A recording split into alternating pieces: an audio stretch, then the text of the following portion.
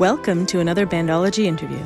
Bandology is a Canadian nonprofit dedicated to more music for more kids via education, collaboration, and community.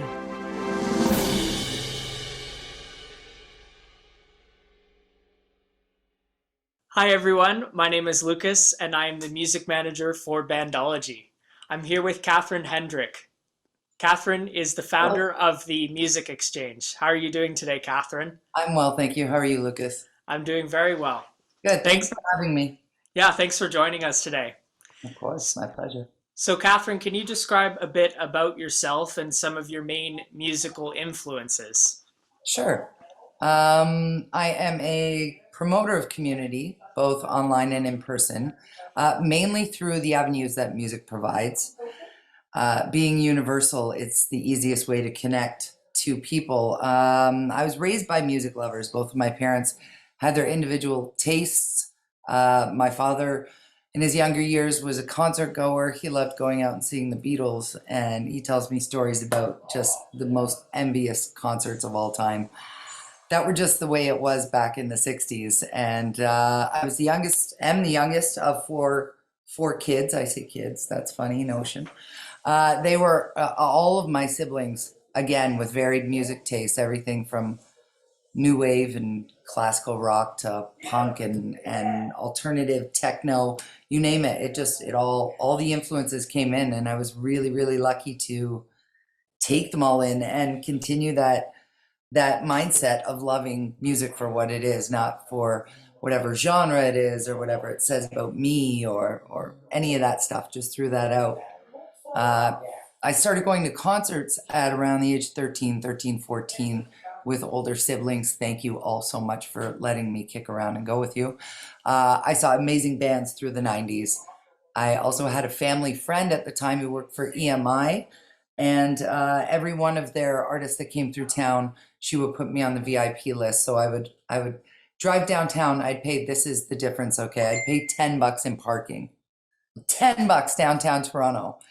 And I'd go to maybe 3 shows a week on average. And I saw everybody in the 90s, from huge big arenas to tiny little concert halls. And it was incredible. And it totally inspired me. I went to all the shows I could go for as long as I could go for. And I'd still be going now if we didn't have all this going on. So we'll get to that.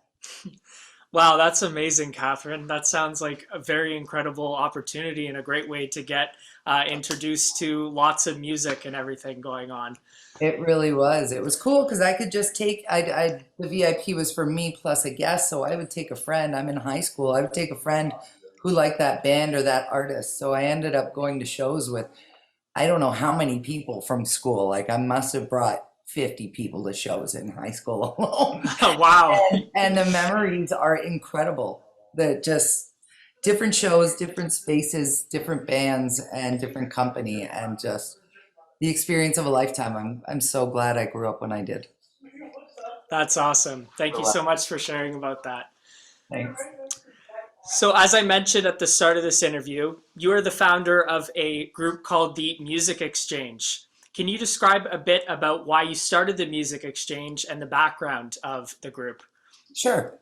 So just about a month before the pandemic, the first lockdown, before we even really were hearing anything about people being sick, I was hired, fortunately, to host an open mic and jam here in Milton, Ontario at Rad Brothers. And we got 4 or 5 weeks in.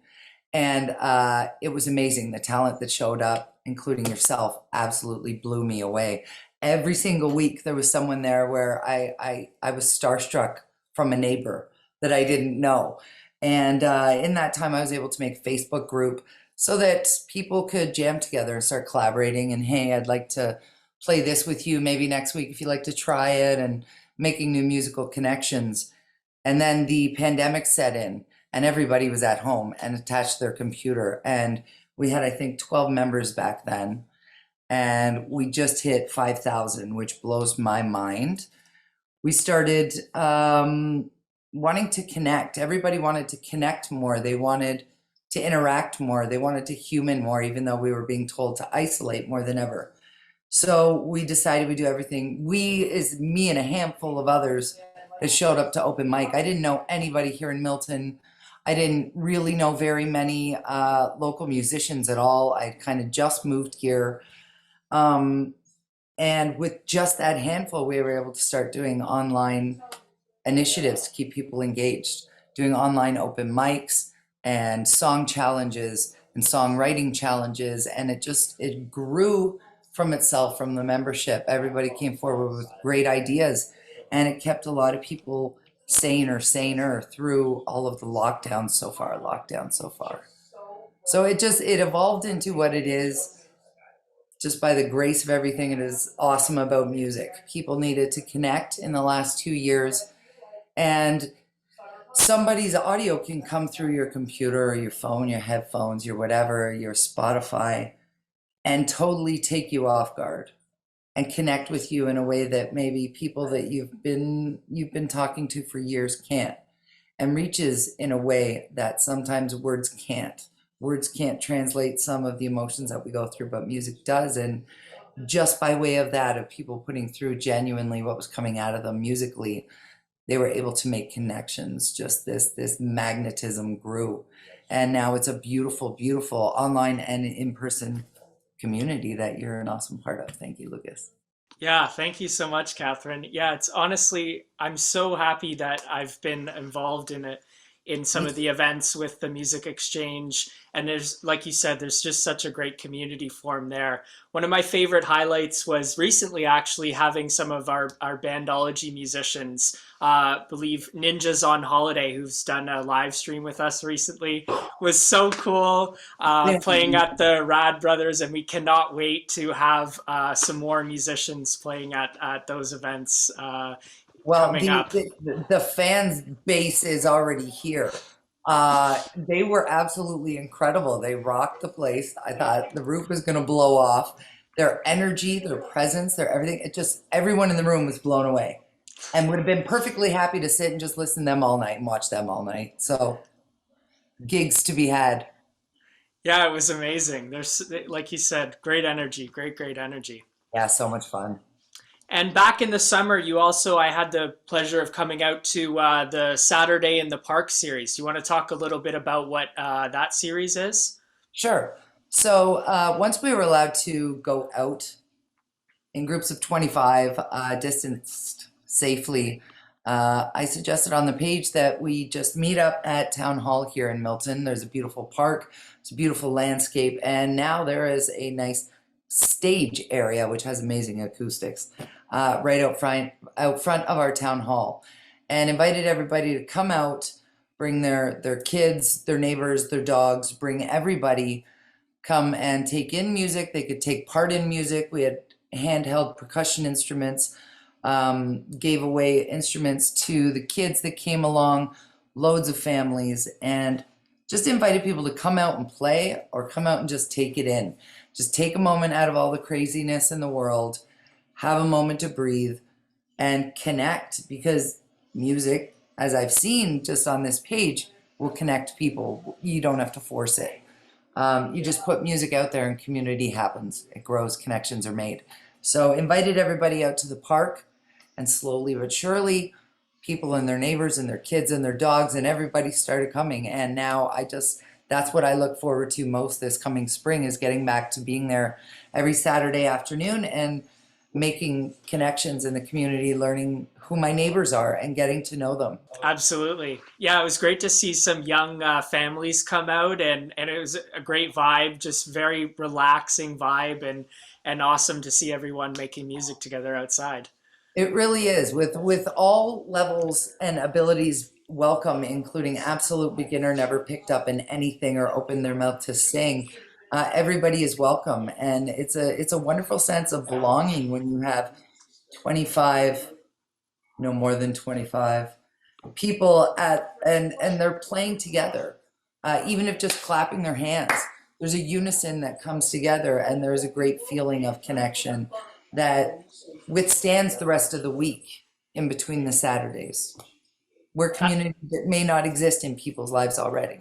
So At Bandology, we talk a lot about the value of music education and how it provides so many transferable skills. So, Catherine, my question for you is why is it important for youth to become involved through music, and why do you believe it is important to advocate for music education? Well, as somebody who only had, grade school level, at school level music education, I appreciate the sound of it all. I appreciate the excitement of it all. I appreciate all things about music, but I don't know squat.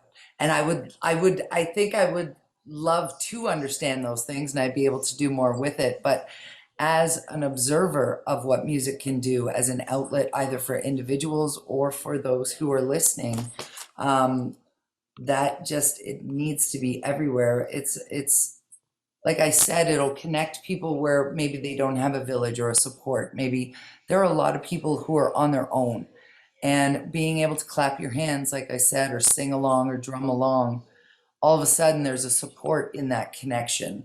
And then we open the door to all of the other resources that we try to extend to people or inform people of through the music exchange so that everybody is living a decent quality of life.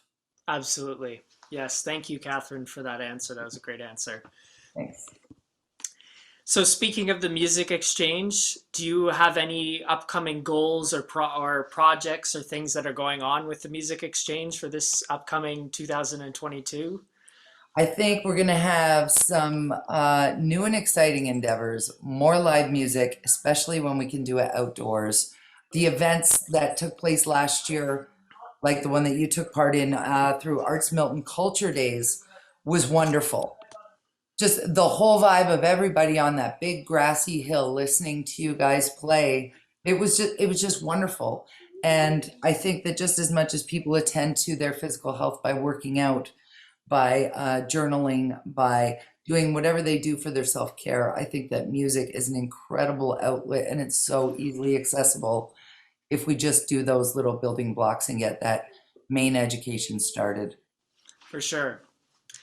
I'm looking forward to some more of the music exchange events in the future. Me too. Let's plan. So, you also have a very cool series and informative series on Mondays called Mental Health Mondays. Can you talk a bit about what that series is? Sure. So Mental Health Mondays started after I received the news that an extremely talented, one of the most talented and moving players I've ever seen, musicians I've ever seen, took their life and lost their battle to mental health. And I went online when I was upset in lots of ways. And I went online and I just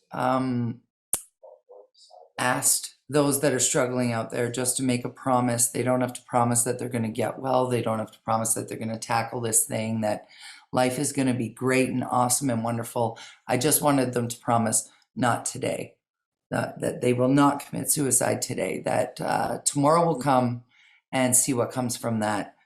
But don't do whatever you can to stop heading to the water, as I put it at the time, because this young lady had headed to the water in the cold January temps and ensured that she wasn't going to come up.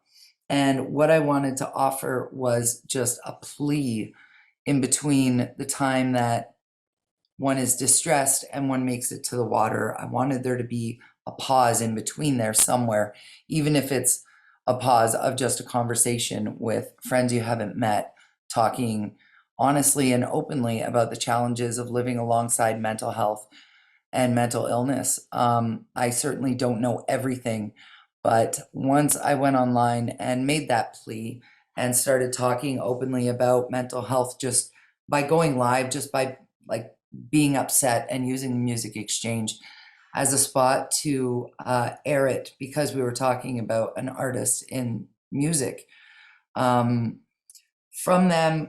From those couple of lives, I got a lot of feedback from people that I did know and people that I didn't know through the music exchange, telling me that we needed to continue this conversation, just to keep talking. I was kind of torn in the beginning because I don't have all the answers. I'm not someone who can give you the final, the solution, as I put it, to suicide or to the worst of what mental illness can serve up to us. But I was assured by people that just talking about it would help, that just continuing to talk about it and continuing to talk about it until it's nothing. And not meaning it's meaningless, meaning that there's no taboo in talking about it, that the kids at our dinner tables are not afraid to talk about they had a rough day, or these are the kind of thoughts they've been battling with, and just making that an easier conversation to have for anybody who either is on the exchange or anybody in their world, just making it easier for them to have that conversation to say, hey, I'm struggling. Wow. Thank you, Catherine, for providing that platform for everybody to Thank you. have a community to speak out on some of those issues that are obviously prevalent. Thank you very much. It is quite prevalent in the arts, mental health challenges, and the arts, especially music, can be an incredible outlet and resource for those challenged with mental illness. It is an outlet. It is a way for people to exercise, and I don't mean like on a bike, to exercise those things that they need to. It comes out of some people who are clearly mentally ill in the form of music. Some of the most brilliant musicians I've seen are what others may consider absolutely mad or bonkers. They are certainly suffering from mental health challenges, and they have this beautiful, beautiful, magical gift in them that if nobody had ever handed them a guitar or a couple of drumsticks or whatever, who knows if they would have made it this far. So we continue the conversation every Monday. I'm always open to any conversations anyone wants to have. Feel free to message me. My stuff's all public and open. Thank you, Catherine. Thanks. So I have one more question for you. Sure. Do you have any advice for musicians who would like to pursue a career in music? Absolutely. Go for it. Go for it, because as much as you may need it as an outlet in your future that you don't even know it's the ways that it's going to help you, you have this beautiful gift that you can share, something that others don't have. And we need to hear it just as much as you need to make it. So get out there, find out where those careers are in music, studio musicians, working in film industry, in other industries other than the old circuit of just doing the bars and hoping the arenas come. Try and find other ways, because we all certainly need to hear what it is you have to give. Absolutely. Yeah, there's a lot of underrated, I'd say, careers in music. There's so many different options for people to use. Like you said, film scoring. That's a really cool, fascinating career. Oh, it is. I mean, what a beautiful way to express yourself, to be able to express what's going on in the film. Some people's music on their own, I consider kind of soundtrack like, because it brings all these visions to life in front of me, all these beautiful stories, or maybe places I've been in my past that I need to address. But music does that thing. It's magic. Absolutely. Well, thank you so much, Catherine. Before we wrap up here, we'd like to do a little set of fast 5 questions. All right. So are you ready? I think. All right, here we go. First question. All right. What is your favorite movie soundtrack? The Crow. Crow. Amazing soundtrack. Again, 90s music, right? Like that is a staple. And my Pearl Jam friends are going to hate me for not saying singles, but it's all right. True. All right, question 2. What instrument did you wish you played? All of them. Can I answer that? As all of them? Drums, which I've never had the courage to actually sit behind and bang on. I've had loads of opportunity. They're set downstairs. I'm a chicken, Lucas. I'm a chicken. Over and give me a lesson. A lesson? Absolutely, yeah. Awesome. Thank you. All right, dream vacation spot. Right now, anything with a bracelet.